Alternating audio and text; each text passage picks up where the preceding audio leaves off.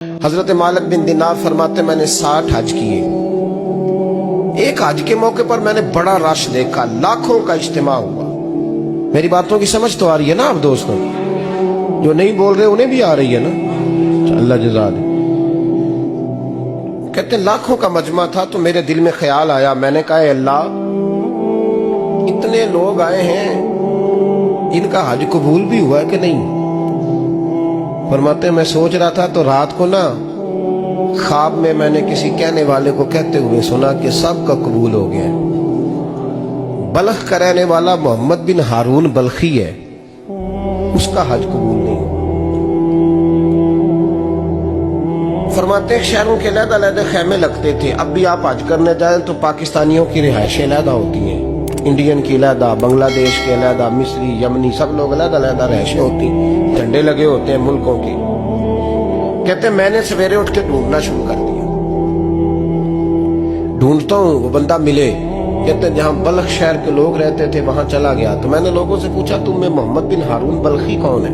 लोग कहने लगे वो तो बड़ा नेक आदमी है, परहेजगार है, बड़े भोले भाले, बड़े अल्लाह वाले, रियाज आपको बस हम ही जानते हैं, वो तो बड़ा नेक है, परहेजगार आदमी। तो मैंने कहा अच्छा कहाँ है?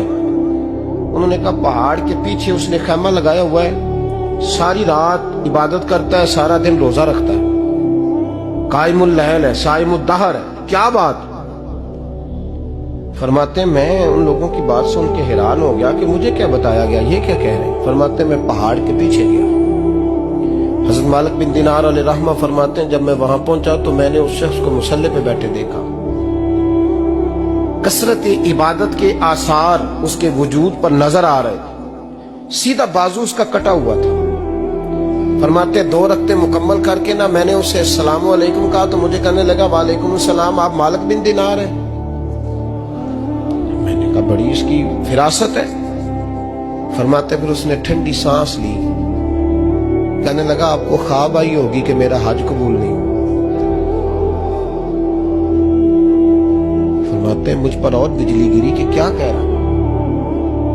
मैंने कहा यार लोग भी तेरी तारीफ कर रहे हैं और तेरी बसीरत भी बड़ी है, तो ये माजरा क्या है? कहने लगा आप ना पूछें।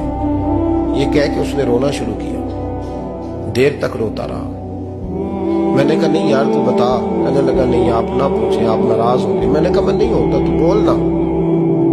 कहने लगा हुजूर 24 साल हो गए मुझे हज करते हुए, 24 साल, 24वां हज है मेरा, और हर साल कोई अल्लाह का वली आके बताता है कि जा चला जा तेरा कोई नहीं कबूल हुआ। बेपरवाही वेख सज्जन दी जिथे किसे दी पेश न जावे, उन्हें ताजा वाले दर दर रोले ते मंगते तख्त बिठावे, आजम किसे नु कारा मिलदा ही कोई काबे ओ खाली आवे। कहते हैं उसने मुझे कहा हुजूर 24वां हज है, हर साल कोई बताता है। मैंने कहा तेरी गलती। कहने लगा मैं अपनी माँ का नाफरमान। मैंने कहा वाकया क्या हुआ? कहने लगा हजरत अल्लाह ने मुझे दौलत दी, माल दिया, जमीनें दी तो मैं अय्याश हो गया। इमाम मालिक बिन दिनार रहमतुल्लाह अलैह फरमाते हैं मुझसे कहने लगा पैसे आए तो मैं अय्याश हो गया। रमजान का महीना था, असर के बाद मेरी अम्मा इफ्तारी की तैयारी कर रही थी, मैं गया, मैंने कहा शराब पी हुई, अम्मा रोटी दे। तो अम्मा कहने लगी शर्म कर, शर्म कर, रोजा रखा नहीं तो जिन्होंने रखा है उनका तो ख्याल कर। कहते अम्मा की बात का मुझे गुस्सा लगा। मैं कहा करता हूं बदनसीब है वो बेटा जिसका बाप उससे बात करते हुए डरता है कि पता नहीं कहां से बोलेगा। बदनसीब नहीं वो बेटा जिसकी माँ उससे बात करते हुए सहम जाती है कि पता नहीं कौन सी बोली बोलेगा। बदनसीब नहीं कि माँ बाप भी जिससे खोल के बात ना कर सके।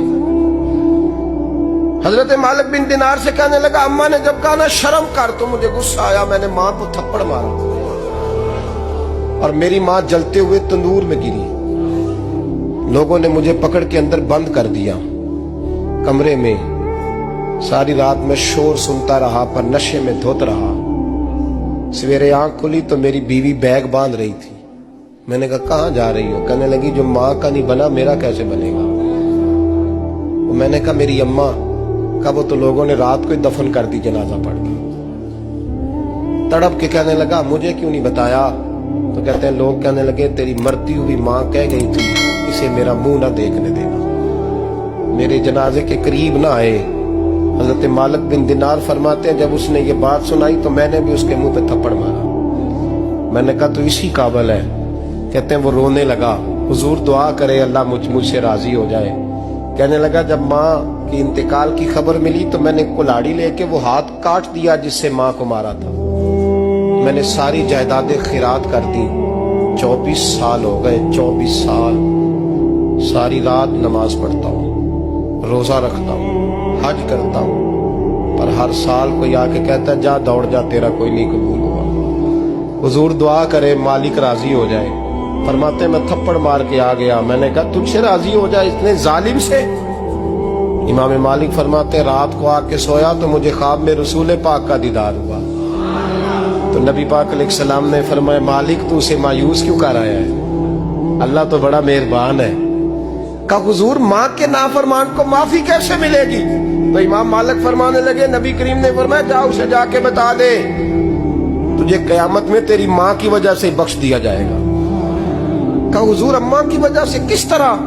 تو محبوب فرمانے لگے اس کی ماں قیامت میں اس کے خلاف مقدمہ دائر کرے گی رب کریم کی عدالت میں, اے اللہ میں نے 9 ماہ پیٹ میں رکھا, درد سہ کے اسے جنا, جگر کا خون پلا کے پالا اور اسی نے مجھے قتل کیا. رب کریم اس کی ماں کا مقدمہ سن کے کہے گا اٹھاؤ اس کو دوزخ میں پھینکو, اس نے ماں جلائی تھی اسے بھی جلاؤ.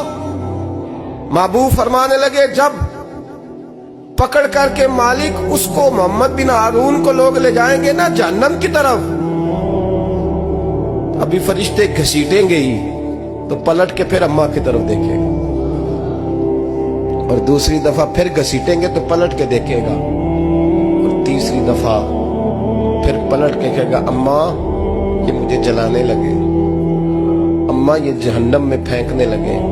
میرے حبیب فرمانے لگے وہ جل کے مرنے والی ماں وہاں بھی بول پڑے گی, کہے گی یا اللہ چل میں نے معاف کیا تو بھی معاف کر.